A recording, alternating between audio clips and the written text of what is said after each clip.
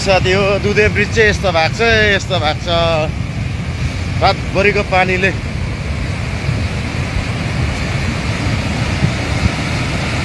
यो घटना चाहिँ राति 3 बजीतिर भएको 2:45 तिर। एउटा गाडी चाहिँ छिरिसकेको थियो त्यहाँदेखिको बादमा त्यो गाडीको त लक थियो क्या।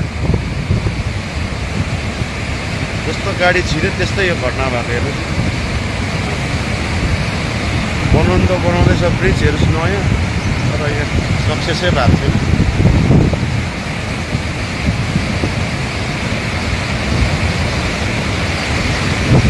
पानी झन् हेर्नु चाहिँ दुधे ब्रिजको हालत।